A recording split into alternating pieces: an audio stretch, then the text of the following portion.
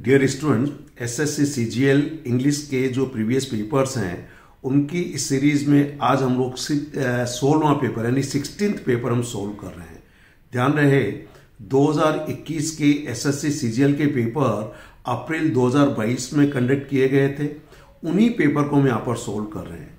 इन paper के detailed solution देखने से आपको 2022 में जो एसएससी सीजीएल का एग्जाम होने जा रहा है उनको सॉल्व करने में काफी आसानी होगी। तो आइए, आज का पेपर है एसएससी सीजीएल 2021 जो 20 अप्रैल 2022 मॉर्निंग शिफ्ट में कंडक्ट किया गया था। ठीक है, ये जो पेपर है, आइए इसका हम लोग पहला क्वेश्चन है जो कि ग्रामर से रिलेटेड है और एक सेंटेंस को 4 पार्ट में डिवाइड करके नीचे एबीसीडी में दिया गया है। किसी एक पार्ट में एबीसीडी में से गलती है, कौन सा पार्ट गलत है वही आपका आंसर है। तो देखिए पहला ये जो है, my friends are gone on a trip to Goa today, तो डेफिनेटली यहां पर देखिए जो आर गोन वाला जो पार्ट है ये गलत है। ये बेसिकली आर गोन की बजाय ये पैसिव वॉइस में जो दिया गया है ये गलत है। बेसिकली ये एक्टिविजन, क्योंकि फ्रेंड्स गए हैं तो यहां आर की जगह पर हैव होना चाहिए। क्या होना चाहिए? हैव। इट मीन्स आपके बी पार्ट में एरर है, तो आपका सही आंसर है बी पार्ट, आर गोन की जगह पर हैव गोन होगा। अगला देखिए जो क्वेश्चन है वह भी ग्रामर से रिलेटेड है। एक पार्ट को बोल्ड करके दिया गया एज आई एम हियरिंग, ये गलत हो सकता है।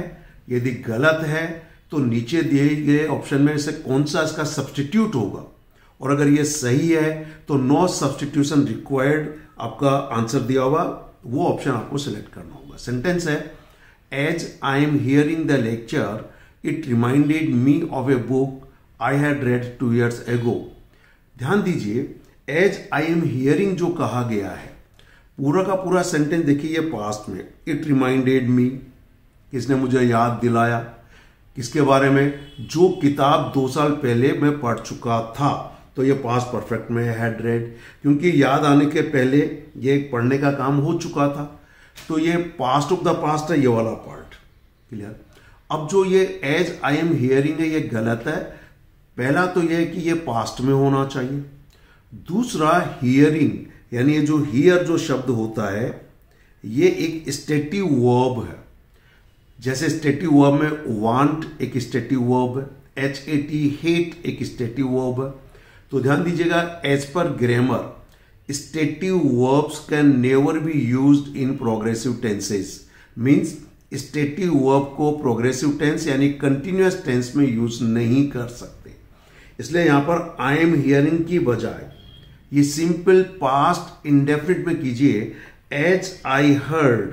और ध्यान दीजिए, जब हियर की सेकंड फॉर्म बनाएंगे तो डी लग जाएगा, तो अभी जो बेस फॉर्म है इसका प्रोनाउंसिएशन नो डाउट हियर होता है, लेकिन जब डी लग गया तो इसको हियर्ड नहीं बोलेंगे, इसका प्रोनाउंसिएशन हो जाएगा heard. So as I heard the lecture. अब as I heard the lecture ये वाला जो है ये सही है, यानी ये पार्ट सी जो है इसका सही सब्स्टिट्यूट है। क्लियर? आइए अगला क्वेश्चन आपका वोकैब से रिलेटेड है। एक शब्द ब्रिटिल का एंटोनिम बताना है, अपोजिट वर्ड बताना है। ठीक, ब्रिटिल का मतलब होता है जो इजीली टूट जाता है, इजीली ब्रेकेबल, जो आसानी से टूट जाता है। हिंदी में जिसे कहते हैं भंगुर या जल्दी टूटने वाला। अब इसका अपोजिट बताना है जो नहीं टूटता है। अब यहां पर देखिए जो फ्रेल दिया गया है, इस फ्रेल के 2 मीनिंग है। एक तो कहना चाहिए कोई व्यक्ति अगर कमजोर है तो इसका मीनिंग वीक हो जाता है। क्लियर? दूसरा, इस फ्रेल का मतलब जो होता है वो जल्दी टूटने वाला, इजीली ब्रोकन भी हो सकता है। तो यहां पर ये तो इस ब्रिटिल का सिनोनिम हो गया। फ्रेजाइल का मतलब भी जो जल्दी से आसानी से टूट जाता है, इजीली ब्रोकन और डैमेज्ड। क्लियर? तो ये भी इसका सिनोनिम हो गया।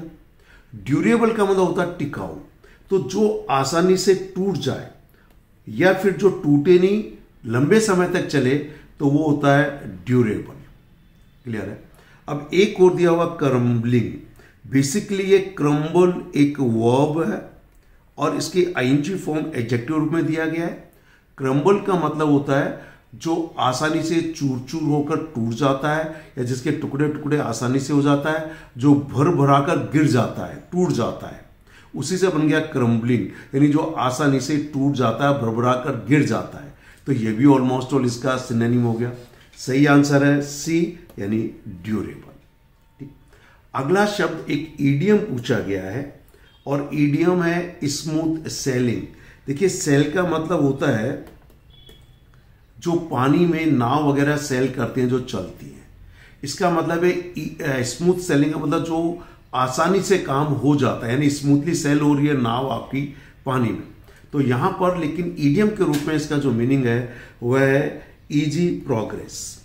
काम वेदर सही नहीं है, कंफर्टेबल प्लेस सही नहीं है, और प्लेन ड्रेस का तो इससे कोई ताल्लुकात ही नहीं है। तो यहां पर जो स्मूथ सेलिंग जो ईडियम है, इसका मीनिंग होगा इजी प्रोग्रेस।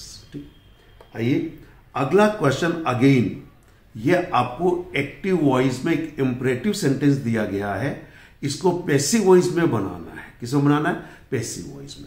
सेंटेंस है ask him to leave the room, कि उसे रूम छोड़ने के लिए कहो। अब कौन कहे, इसलिए हमें थर्ड पर्सन सिंगुलर प्रोनाउन को सब्जेक्ट बना देंगे ही को, क्योंकि हम किसी व्यक्ति से कह रहे हैं। ठीक है, और चूंकि ये किसी को कोई काम करने का इंस्ट्रक्शन दिया जा रहा है तो ये हो जाना चाहिए, क्योंकि ये जो हिम है इस आस्क का, ये सब्जेक्ट बन जाएगा। क्या बन जाएगा? सब्जेक्ट बन जाएगा। तो सब्जेक्ट हो गया ही, और चूंकि ये किसी को कोई काम करने के लिए कहा जा रहा है या उसको करना चाहिए, तो हो जाएगा शुड बी आस्क्ड। तो इसका पहला होगा he should be asked to leave the room. तो ही शुड बी आस्क्ड इसमें नहीं है, इसमें है, रख लीजिए। ये भी गलत है और ये भी गलत है, यानी आपका आंसर होगा बी। चूंकि आस्क को पैसिव वॉइस में बनाएंगे, और पैसिव वॉइस हमेशा होता है बी की फॉर्म के बाद थर्ड फॉर्म, तो आस्क बेसिकली थर्ड फॉर्म में यूज होगा, जो केवल दो ही जगह पर है, या तो बी में है या डी में है। लेकिन डी शुड को परफेक्ट के उसमें परफेक्ट स्ट्रक्चर में यूज किया गया शुड को, जबकि होना चाहिए था should plus be plus third form of ask. तो शुड बी आस्क होगा, इसलिए बी आपका सही आंसर। नेक्स्ट अगेन आपका एक ग्रामर से रिलेटेड एक पार्ट है। एक सेंटेंस को चार पार्ट में डिवाइड किया गया है। एक पार्ट में गलती हो सकती है, अगर ये सही है तो आपका आंसर आएगा नो एरर, और अगर गलती है तो वो पार्ट आपका गलत माना जाएगा। सेंटेंस है Sunil refused to attend the meeting of association on Saturday. So देखिए ध्यान से पढ़िए, Sunil refused to attend the meeting of association on Saturday, on Saturday. ठीक है, देखिए इसमें बेसिकली जो आपका ये वाला पार्ट है ऑफ एसोसिएशन ऑन सैटरडे, इस पार्ट में एरर है, तो आप इसको सही कीजिए, और इसमें अगर आप एसोसिएशन के पहले द लगा देंगे तो ये सही हो जाएगा। नेक्स्ट देखिए एक शब्द है जिसका सिनोनिम पूछा गया है, और यह शब्द है सॉसी। अब देखिए बहुत से स्टूडेंट्स कंफ्यूज हो जाते हैं, क्योंकि ये सॉसी, बहुत से लोगों ने सॉस तो सुना हुआ होता है, सॉस का मतलब होता है चटनी, लेकिन यहां पर इस सॉस यानी चटनी से इस सॉसी का कोई लेना देना नहीं है। जैसे कुछ लोग करते हैं ना, टेस्ट से टेस्टी बन जाता है, तो दोनों का मिलता जुलता मीनिंग होता है। टेस्ट से क्या बन जाता है? टेस्टी। लेकिन यहां पर सॉस से सॉसी, तो सॉस यानी चटनी और इस सॉसी का कोई लेना देना नहीं है। सॉसी का मतलब होता है रूट। क्या होता है? रूट। जो अभद्र है, जो अक्खड़ है, जो ढीठ है, जो धृष्ट है, ठीक है, जो ढीठ है, जो अक्खड़ है। ठीक, अब इस सॉसी का मीनिंग अक्खड़, ढीठ, धृष्ट, जिसे कहना चाहे अभद्र, तो यहां पर टेस्टी नहीं हो सकता। पेलाइट तो इसका एक तरीके से एंटोनिम हो गया, कि जो अक्खड़ है उसका अपोजिट हो जाएगा पेलाइट। तो अगर ये सिनोनिम के बजाय एंटोनिम पूछते तो पेलाइट हो सकता था। देन स्मूथ कैसे कोई रिलेशन नहीं है। चिकी का मतलब ही अक्खड़ होता है, हठी होता है, ढीठ होता है, हठी नहीं सॉरी ढीठ होता है। बेसिकली इसका सही जो मीनिंग है ढीठ या धृष्ट या अक्खड़, यानी रूड। क्या हो जाता है, रूड। इम्प्यूडेंट भी इसका सिनोनिम होता है। तो यहां पर आपका आंसर होगा डी, यानी चिकी। अगला 8th क्वेश्चन अगेन वॉकैब से रिलेटेड है। एंटोनिम पूछा गया है प्लाइएबल का। प्लाइएबल का मतलब होता है फ्लेक्सिबल यानी लचीला। अब यहां पर इसका एंटोनिम पूछा गया है। इवन का बराबर, तो देखिए इवन वैसे एडवर्ब भी है और इवन एडजेक्टिव भी है। तो यहां पर इवन का मतलब अपन समतल माने तो ये इसका मीनिंग सही नहीं है। स्मूथ का मतलब ये जो स्मूथ है, चिकना है, बिल्कुल वो है। बेंडिंग का मतलब मुड़ा हुआ। यहां पर जो फ्लेक्सिबल है, जो लचीला है, वो व्यक्ति रिजिड हो सकता है। तो यहां पर इसका सही एंटोनिम होगा रिजिड, यानी अपनी बात पर जो कतई किसी के आगे झुकने के लिए तैयार नहीं है, फ्लेक्सिबल नहीं है, लचीला नहीं है, वो रिजिड है। तो इसका एंटोनिम जो होगा प्लेएबल का, वो डी में सही ऑप्शन है, रिजिड। ठीक, आइए अगला क्वेश्चन अगेन ग्रामर से रिलेटेड है। एक सेंटेंस को 3 पार्ट में डिवाइड किया गया है। एक पार्ट गलत हो सकता है, अगर सही है तो नो एरर इसका ऑप्शन होगा। लेकिन सेंटेंस है this hall is badly to need of repair. तो ये देखिए स्ट्रक्चर बिल्कुल गलत है। कोई भी चीज जो होती है वो badly in need of something होता है। तो यहां टू की बजाय प्रेपोजिशन इन होना चाहिए। सेंटेंस सही होगा this hall is badly in need of repair. तो यहां पर इस पार्ट में इस टू की जगह पर इनका प्रयोग कीजिए तो आपका आंसर है ए। ओके, अगला आपका वन वर्ड सब्स्टिट्यूट से रिलेटेड क्वेश्चन है। वन वर्ड सब्स्टिट्यूट, और ये इजीली हर्ट इमोशनली, जिसको भावनात्मक तौर पे आसानी से हर्ट किया जा सकता है। ठीक है, अब देखिए भावनात्मक यानी वो व्यक्ति बहुत संवेदनशील है, जरा सी बात का बुरा मान जाता है, उसकी भावनाओं पर चोट हो जाती है। ठीक, तो इसका देखिए सेंसलेस का मतलब तो होता है कि जिसका कोई अर्थ ही नहीं है। सेंसिबल का मतलब होता है समझदार। इंसेंस्ड के देखिए 2 मीनिंग है। अगर अकेला इंसेंस देखें तो एक तो जो सुगंधित धूप बत्ती होती है जो पूजा पाठ के टाइम जलाते हैं, एक कहना चाहिए मटेरियल होता है, पदार्थ होता है, तो उसे भी इंसेंस कहते हैं। और यानी इंसेंस की बात हो रही है, अभी इसमें डी हटा दी है। दूसरा इंसेंस का एक मीनिंग और होता है, किसी को गुस्सा दिला देना, किसी को क्रुद्ध कर देना, नाराज कर देना। और इंसेंस्ड जो यहां पर डी लगाकर एडजेक्टिव के रूप में दिया हुआ है तो इसका मतलब हो जाता है एंग्री, क्रोधित। अब इसका सही जो ऑप्शन है वो है डी, सेंसिटिव, यानी संवेदनशील, जिनकी भावनाओं को आसानी से हर्ट किया जा सकता है, वो बहुत संवेदनशील होता है। तो संवेदनशील के लिए यहां यूज होता है सेंसिटिव। ठीक, आइए अगला क्वेश्चन जो दिया गया वो ग्रामर से रिलेटेड है। एक सेंटेंस के 4 पार्ट में डिवाइड करके नीचे 4 पार्ट दिए गए हैं। किसी एक पार्ट में यहां पर गलती है, किस पार्ट में गलती है वो आपको बताना है। सेंटेंस है Alex picked up the boxes quite easily even they were heavy. कहना यह चाह रहे हैं कि एलेक्स ने बॉक्सेज को आसानी से उठा लिया, हालांकि बॉक्सेज हैवी थे, दे वर हैवी। तो यहां जो ये सेंटेंस कनेक्टर है ये गलत है। यहां पर इवन की बजाय कॉन्ट्राडिक्टरी सेंटेंस को जोड़ने के लिए हम लोग दो या ऑल्दो का यूज करते हैं। किसका यूज करते हैं? दो या ऑल्दो, दोनों का एक ही मीनिंग है। तो यहां इवन की जगह पर दो या ऑल्दो का यूज होगा, इसलिए सी आपका सही ऑप्शन है। इस इवन को हटाकर दो या ऑल्दो कीजिएगा। अगला फिर एक जो सेंटेंस है वो ग्रामर से रिलेटेड है। इस पार्ट को बोल्ड किया गया है। अगर ये ग्रामेटिकली इनकरेक्ट है तो इसकी जगह पर सब्स्टिट्यूट क्या होगा, और अगर ये सही है तो नो सब्स्टिट्यूशन रिक्वायर्ड ऑप्शन आपको देना है। सेंटेंस है this is one of the most remarkable cases of all others.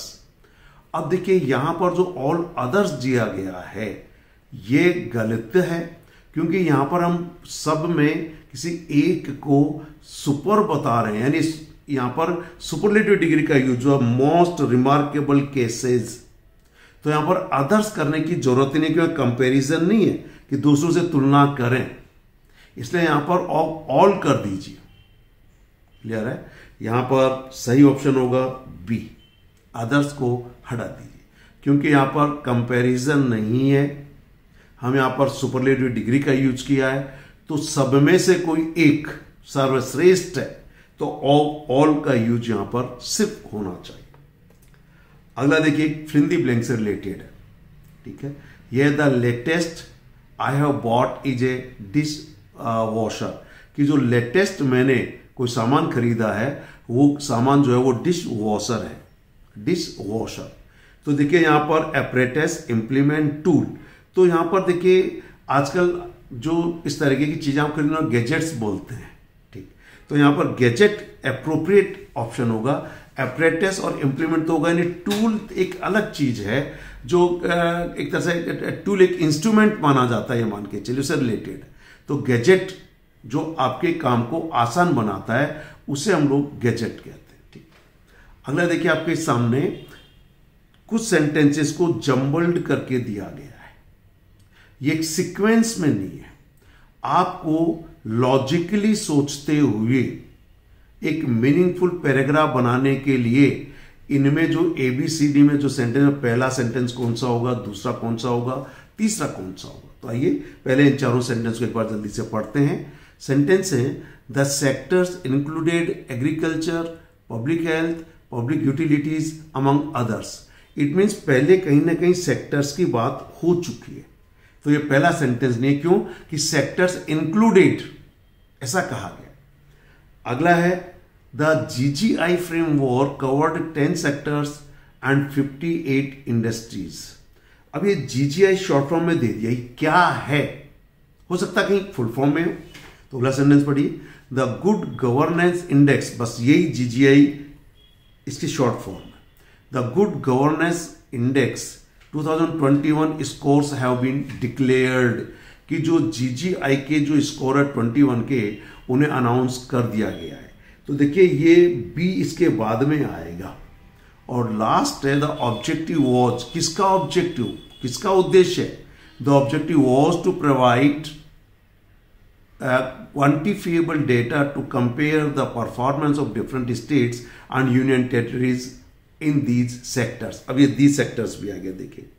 ठीक, पहला सेंटेंस होगा सी, क्योंकि GGI एक इंट्रोडक्टरी सेंटेंस है, उसके बाद जो होगा कि ये जो GGI ये 10 सेक्टर्स को कवर करता है, और जब 10 सेक्टर्स हो गया तो इन सेक्टर्स में क्या क्या इंक्लूड है, तो फिर ये ए होना चाहिए। तो सी बी ए, तो डी अपने आप ही लास्ट हो जाएगा। अब सी बी किस में है पहले वो देख लीजिए, इसमें सी बी नहीं है, इसमें है, इसमें नहीं है, इसमें नहीं है। केवल आप दो सेंटेंस को देखकर आंसर निकाल सकते हैं, केवल दो सेंटेंसेस का अगर ऑर्डर फाइंड आउट कर लिया। कभी कभी तो अगर आपने इंट्रोडक्टरी सेंटेंस भी फाइंड आउट कर लिया ना, तो आप आंसर निकाल लेते हैं। ठीक, बहुत आसान है। बैंक पीओ में ये जंबल्ड सेंटेंसेस बहुत कठिन दिया हुआ होता है, जबकि एसएससी में बहुत आसान है बैंक एग्जाम की तुलना में। आइए आगे और देखते हैं। और आगे देखिए ये वन वर्ड सब्स्टिट्यूट से रिलेटेड है। किससे रिलेटेड है? वन वर्ड सब्स्टिट्यूट से रिलेटेड। यहां पर पूछा गया ग्रुप ऑफ पीपल, लोगों के झुंड को क्या कहते हैं। ठीक है, तो लोगों का झुंड तो सामान्यतः या तो क्राउड ही होता है। क्या होता है? क्राउड। ठीक, तो आंसर तो सही है ये, लेकिन बाकी जो होता है हर्ड किस किस का होता है, जैसे गाय, cause, dear, even elephant.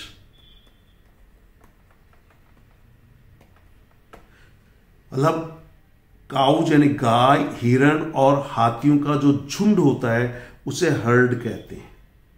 Flock, flock का मतलब जनरली जो कहना चाहिए जो भीड़ होती है, जैसे sheep. Even birds, even goats, बकरियां जो होती हैं, इनके झुंड को फ्लॉक कहते हैं। कभी कभार छोटे बच्चों के झुंड को भी फ्लॉक कह सकते हैं। ठीक है, देखिए ब्रूड के दो मीनिंग है। अगर आप वर्ब के रूप में देखें तो उसका एक मीनिंग होता है जो पक्षी, मादा पक्षी अपने अंडों को जो सेने का काम करता है, उनके ऊपर बैठकर उनको फिर वो हैच करते हैं, तो उसे ब्रूड करना कहते हैं। इसे एक फ्रेजल वर्ब बनता है ब्रूड ओवर, इसका मतलब लगातार किसी के बारे में सोचते रहना। और यहां ब्रूड जब तुलना करते हैं तो एक समय पर पक्षियों द्वारा जिन छोटे बच्चों को जो जन्म दिया गया, ऑल द यंग बर्ड्स, जो पक्षियों के एक ही समय पर जो अंडे से निकले हुए जो चूजे या बच्चे जो पैदा हुए हैं, उन्हें हम लोग उनके समूह को ब्रूड कहते हैं। ठीक है, एक ही समय पर। तो यहां पर सही आंसर है क्राउड। इसलिए देखिए ये जो दिया गया है कि अलग अलग चीजों का, अलग अलग व्यक्तियों का, अलग अलग प्रोफेशनल्स के जो ग्रुप हैं उनको आप याद कीजिए। ये एसएससी में अक्सर पूछा जाता है। ठीक, अगला एक शब्द का सिनोनिम पूछा गया। सिनोनिम पूछा गया रोबस्ट का। रोबस्ट का मतलब होता है जो संरचना में बहुत स्ट्रांग हो, ताकतवर हो, बॉडी बिल्ट हो, मतलब अच्छा रोबस्ट। कहते हैं he has got a robust built, यानी एक अच्छा रोबस्ट, यानी शरीर में बहुत हेल्थी है, हट्टा कट्टा है जिसे कहना चाहिए। ठीक है, हट्टा कट्टे को हम लोग बोलते हैं। इसका जो सिनोनिम होगा वो यहाँ पर स्टडी होगा, क्योंकि देखिए स्मॉल का मतलब तो छोटा होता है, वीक का मतलब कमजोर होता है, राउंड का मतलब गोल होता है, लेकिन रोबस्ट और स्टडी का जो मतलब होता है वो यही होता है जो डील डोल में बहुत ताकतवर और अच्छी बिल्ट वाला हो। वो कोई व्यक्ति भी हो सकता है, और कई बार कुछ चीजें भी जो रोबस्ट बहुत डील डोल में बड़ी बनाई हुई होती हैं, उन्हें रोबस्ट या स्टडी कह सकते हैं। ठीक, अगला क्वेश्चन देखिए। ये जो अगला क्वेश्चन है ये एक्टिव पैसिव से रिलेटेड है, यानी वॉइस से रिलेटेड है। आपको एक सेंटेंस दिया गया है एक्टिव वॉइस में, इसको बनाना पैसिव वॉइस में। और एक्टिव वॉइस में she is holding free classes for the poor. तो यहां पर जो डूअर है वो शी है, और जो ऑब्जेक्ट है वो है फ्री क्लासेज। तो फ्री क्लासेज सब्जेक्ट बन जाएगा, और इज होल्डिंग का सब्जेक्ट के अकॉर्डिंग बी की फॉर्म आर आएगी। आर के बाद इस कंटिन्यूअस टेंस को दिखाने के लिए बीइंग आएगा, और होल्ड की थर्ड फॉर्म हेल्ड होगा। तो जहां पर भी आर बीइंग हेल्ड है वो आपका सही ऑप्शन होगा। अगर ये आर बीइंग हेल्ड नहीं है तो वो सही आंसर नहीं हो सकता। ठीक है, तो अब यहां पर जो दिया गया है कि free classes are being held by the poor for her, तो देखिए ये फॉर हर ये वाला पार्ट गलत है इसमें। बाकी ये वर्ब वाला पार्ट तो सही है, पर ये पार्ट गलत हो गया, इसलिए ये नहीं होगा। द पुअर आर होल्डिंग, तो ये भी गलत है, क्योंकि यहां पर होना चाहिए आर बीइंग हेल्ड। ठीक, फिर तीसरा the free classes are being held for the poor by her. ये बिल्कुल सही है कि गरीबों के लिए फॉर द पुअर अपने आप आ गया, और ये शी था, इसको एजेंट के रूप में लास्ट में लिख दिया by doer means by her. तो यहां सही ऑप्शन है सी, और डी इसलिए नहीं होगा कि इसे परफेक्ट का पैसिव वॉइस दे दिया गया है, जबकि ये कंटिन्यूअस में है। अगला आपको एक इनकरेक्टली स्पेल्ड वर्ड ढूंढना है। 4 शब्द दिए हुए हैं, एक शब्द की स्पेलिंग गलत है। कौन सा शब्द गलत है? देखिए, नेसेसरी बिल्कुल सही है। बिगिनिंग, देखिए बिगिन की जो स्पेलिंग होती है वो होती है BEGIN, यहां पर डबल जी दे दिया गया, और जब इसको कंटिन्यूस में चेंज करते हैं तो एन डबल हो जाता है। तो ये बिगिनिंग की ये स्पेलिंग होनी चाहिए थी, तो ये गलत है। इररिलेवेंट, लोकेशन सही है। अगला देखिए, यहां पर एक इडियम पूछा गया ऑन पर्पस का। ऑन पर्पस का मतलब देखिए कभी कहते हैं ना कि आपने जानबूझ के किया है, तो आपने जानबूझ कर किया है, you did it on purpose. इसका मतलब आपने नोविंगली किया है, इंटेंशनली किया है। सो यहां ऑन पर्पस का जो मीनिंग होगा इस इडियम का वो होगा इंटेंशनली। जब कहा गया you have done it on purpose, it means आपने ये इंटेंशनली किया है, जानबूझकर किया है। अब आपको नरेशन से रिलेटेड एक क्वेश्चन है। आपको इनडायरेक्ट में सेंटेंस दिया गया है, reporting verb she said to him, और रिपोर्टेड स्पीच में किसी के लिए विश दिखाई गई है, मन की इच्छा। ठीक है, और ये दिया गया may God shower his choicest blessings on you, कि भगवान करे आपको जो चाही गई आपकी जो ब्लेसिंग्स आप लेना चाहते हैं वो भगवान आपको आशीर्वाद देवे। तो देखिए पहला तो ये हो जाएगा शी विश्ड, ऐसा सेंटेंस आना चाहिए। शी विश्ड, ठीक, तो यहां पे एक तो शी विश्ड आना चाहिए जो सभी में दिया गया है। दूसरा ये जो मे गॉड शाउर है, ये गॉड माइट होना चाहिए। क्या होना चाहिए? God might. क्लियर है? इसके अलावा देखिए जो दिया गया है कि जो God might his choices blessing on you, ये यू की बजाय ये ही के लिए यूज हुआ है, तो यहां पर लास्ट में हिम भी आना चाहिए। तो ये यू भी नहीं होगा, तो देखिए इसको भी आउट कर दीजिए, इसको भी आउट कर दीजिए। और ये जो है ये कैपिटल में लिखने की जरूरत नहीं है, वैसे भी ये मे आ गया इसलिए ये भी आउट है, क्यों? मे का माइट हो जाएगा। होना चाहिए she wished that God might shower, so she wished that God might shower, ये बिल्कुल यहां तक सही आ गया। His choicest blessings on him, तो यू के लिए यहां पर हिम आ गया, क्योंकि सेकंड पर्सन इस ऑब्जेक्ट के लिए यूज होता है। तो आपका सही आंसर होगा डी। क्लियर? अगला क्वेश्चन देखिए, अगेन अगला क्वेश्चन आपका क्लोज टेस्ट है और हर एग्जाम में यह पूछा गया है। क्लोज टेस्ट का मतलब होता है कि आपको एक पैराग्राफ दे दिया जाता है, उस पैराग्राफ में कुछ फिल इन द ब्लैंक दे दिए गए 1 2 3 4 5 6, ठीक, और इन फिल इन द ब्लैंक में ये जो ऑप्शन दिए गए हैं इनमें से कौन सा ऑप्शन सही होगा ये पूछा जाता है। तो आइए, आपका जो यहां पर दिया गया है, I decided to stay away from television a year, whole year, कि पूरे एक साल के लिए टेलीविजन से दूर रहने का मैंने निर्णय किया। तो यहां ड्यूरेशन दिखाने के लिए 4 का यूज होना चाहिए, तो ऑप्शन में अगर 4 है तो यहां पर 4 होगा, यानी पहला, यहां टू सिंस और फ्रॉम करने की जरूरत नहीं है। अगला, आफ्टर ए वीक, एक सप्ताह बाद, आई स्टार्टेड फीलिंग, कि मुझे कुछ फील करना शुरू कर दिया। क्या करना शुरू कर दिया?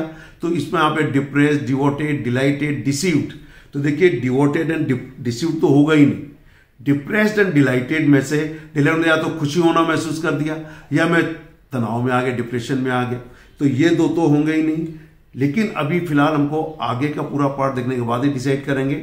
She me every day and would take me places, तो she me thank, requested, encourage, देखिए एनकरेज यहां पे नेचुरली अब डिप्रेशन आएगा, कि ये कहना ये चाह रहे हैं कि after a week I started feeling depressed, कि एक सप्ताह बाद मैंने डिप्रेशन महसूस करना शुरू कर दिया।